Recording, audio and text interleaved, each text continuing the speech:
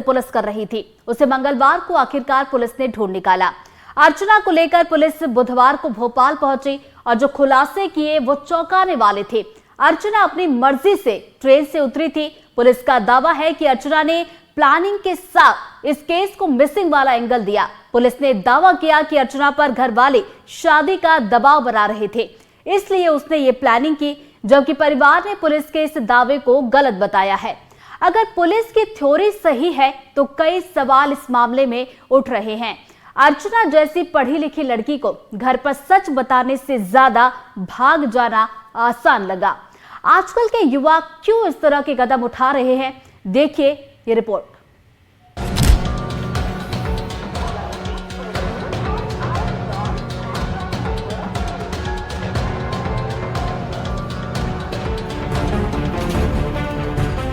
7 अगस्त की शाम कटनी की रहने वाली अर्चना तिवारी इंदौर से कटनी जाने के लिए ट्रेन में सवार हुई। अगले दिन सुबह ट्रेन कटनी पहुंची तो अर्चना नहीं उतरी। खोजबीन शुरू हुई तो अर्चना का बैग ट्रेन से और मोबाइल मिडघाट के जंगलों से बरामद हुआ। अर्चना का कोई सुराग नहीं था, परिवार परेशान था। जीआरपी ने पहले हादसे के एंगल से जांच शुरू की। अर्चना तिवारी जो इंदौर बिलासपुर ट्रेन से 7-8 तारीख के दरमियानी रात्रि गुमशुदा हुई है, तो जब हम लोगों ने इसकी इन्वेस्टिगेशन स्टार्ट की थी, सामान उसका पूरा ट्रेन में ही था, तो पहले प्राइमा फेसी लग रहा था कि कहीं ना कहीं वो एक्सीडेंट हो गया होगा, गिर गई होगी। उसको लेकर हम लोगों ने पूरे टीसी अटेंडर और साथ में जितने भी लोग ट्रैवल कर रहे थे उनसे पूछताछ भी करी, और तब ये जानकारी में आया कि काफ़ी वहाँ पर भीड़ थी, अगर कोई गिरता तो पता चल जाता।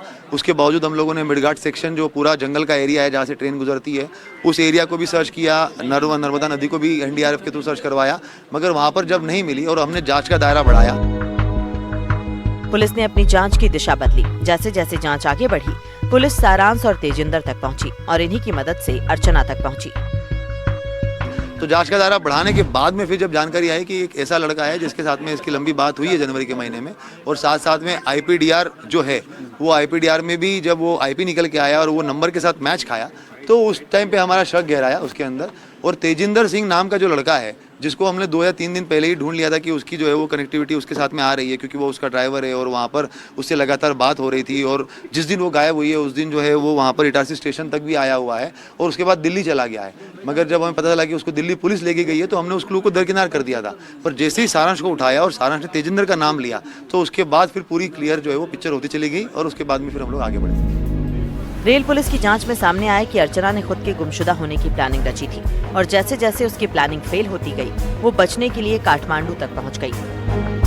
बिल्कुल, वो तो पहले से ही सोचा समझा था कि बैग जो है वो ट्रेन में ही छोड़ने जैसे कि वैसे, ताकि लगे कि वो जो है वो गिर पड़ गई है, भागी नहीं। अगर भागती तो पूरा सामान लेके जाती।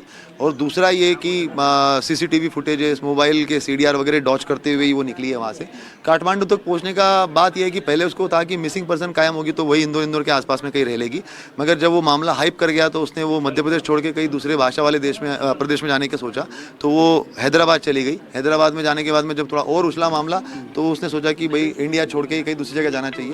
तो सारांश का, क्योंकि वहाँ पर पहले से ही बेस था, ड्रोन वोन का वो काम करता है, तो उसके थ्रू जो है वो जोधपुर दिल्ली होते हुए काठमांडू चले गए। पुलिस की जांच में सामने आया है कि अर्चना पर घर वाले शादी का दबाव बना रहे थे। शादी से बचने के लिए उसने अपनी गुमशुदगी की ये प्लानिंग की। पहले भी कहा है कि उनका लगातार ये बात चल रही थी, शादी को लेकर बात चल रही थी। शादी उसको करनी नहीं थी और साथ साथ में फिर वो जो सारांश से बात होती रही और उसके बाद में फिर सारांश से और तेजिंदर सिंह से मिलकर उसने ये प्लान बनाया। इधर अर्चना के परिवार के सदस्यों ने पुलिस की थ्योरी को गलत बताया है। अर्चना के चाचा का आरोप है कि पुलिस गलत जानकारी दे रही है। अर्चना पर परिवार की तरफ से शादी का कोई दबाव नहीं था। कि क्या अगर शादी का दबाव नहीं था तो अर्चना शादी के लिए तैयार थी? क्या कोई और अर्चना को गुमराह करने का प्रयास किया गया? नहीं, ये प्रेम ग्रंथ है। अगर प्रेम ग्रंथ है तो प्रेम ग्रंथ को सामने लाया जाए। ये कोई दबाव नहीं, प्रेम ग्रंथ है। प्रेम ग्रंथ है तो उसको सामने लाया जाए। क्या उसे गुमराह करने का प्रयास किया गया? ये जनता को भी गुमराह कर रही, पहले भी भाग के गुमराह करी थी, अभी भी गुमराह कर रही है। ये जनता को गुमराह कर रही। मैं भी जनता में आता हूँ, भले उसका चाचा हूँ। पुलिस जांच में सामने आया है कि अर्चना ने पुलिस को गुमराह करने की प्लानिंग की, जिसकी वजह से अर्चना तक पहुंचने में पुलिस को कड़ी मशक्कत करनी पड़ी। ऐसे में इस मामले में कई सवाल खड़े हो रहे हैं। पढ़ी लिखी होने के बावजूद अर्चना को घर पर शादी से इनकार करने से बेहतर भाग जाना आसान लगा। आजकल पढ़े लिखे युवा क्यों इस तरह के काम कर रहे हैं, जबकि इस तरह के पारिवारिक मामलों को घर पर बातचीत से भी सुलझाया जा सकता है।